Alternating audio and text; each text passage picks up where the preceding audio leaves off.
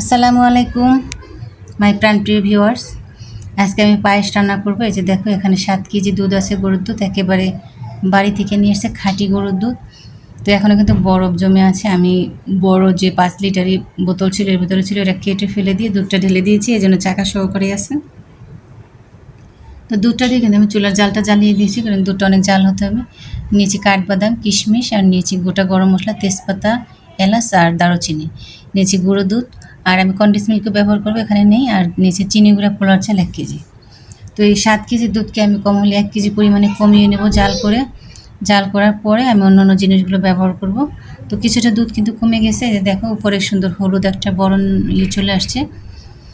এবার আমি গোটা গরম মশলাগুলো দিয়ে দিয়েছি। এবার এগুলো যখন একটু ভালো ফ্লেভারটা ভিতরে ছড়িয়ে যাবে, তখন কিন্তু আমি এগুলো উঠিয়ে ফেলে দিব। তো এখন আমি চালটা দিয়ে দিচ্ছি। এখানে আমি 1 কেজি পরিমাণে চিনি গুঁড়া পোলার চাল নিয়েছি ধুয়ে, এটা দিয়ে দিলাম। আমি জানি না এই হাঁড়িটায় ধরবে কি না, কারণ এর আগে আমি এই পাতিলে 1 কেজি চালের পায়েস রান্না করিনি, না হলে আমার এটা ট্রান্সফার করতে হবে অন্য পাতিলে। তো চালটা দিয়ে কিছু সময় রান্না করার পরে আমি কিছুটা দুধ উপরে উঠিয়ে নিচ্ছি। এটা একটু ঠান্ডা করে তারপর আমি যেই এখানে 1 কেজি পরিমাণে আমি ডানো গুঁড়ো দুধ ব্যবহার করব। এই দুধের মধ্যে আমি গুঁড়ো দুধটা ঢেলে এটা খুব সুন্দরভাবে মিশিয়ে তারপর আমি এখানে ঢেলে দিব। আর গুঁড়ো দুধটা কিন্তু অবশ্যই পায়েসটা যখন প্রায় শেষের পথে রান্না তখন দিবেন, আগে দিবেন না। এই দেখেন চালটা কিন্তু অনেকটা ফুটে গেছে, মাশাআল্লাহ কি সুন্দর। মানে এই গরম মশলাটা দেওয়ার কারণে এত সুন্দর একটা ফ্লেভার আসতেছে।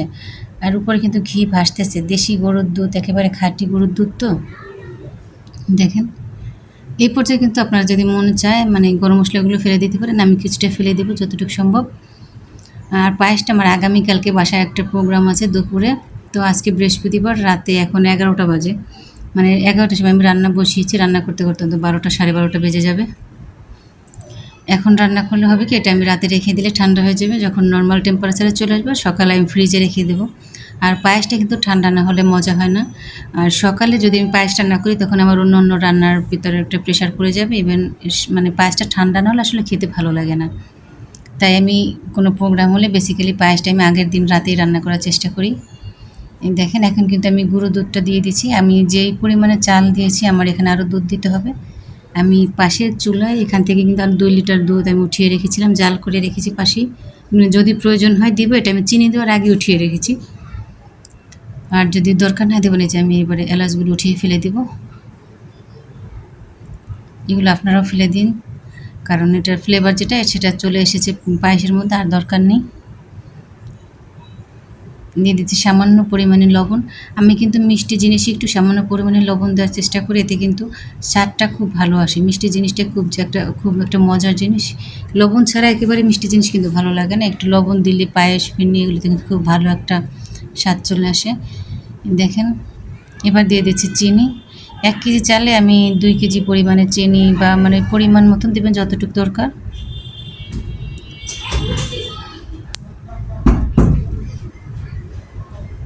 চিনিটা কিন্তু খুব, দেখেন আমি বলছিলাম যে আমার এই পাতিলে হয়তো ধরবে না, এখন এটা আমি ট্রান্সফার করে নিয়েছি।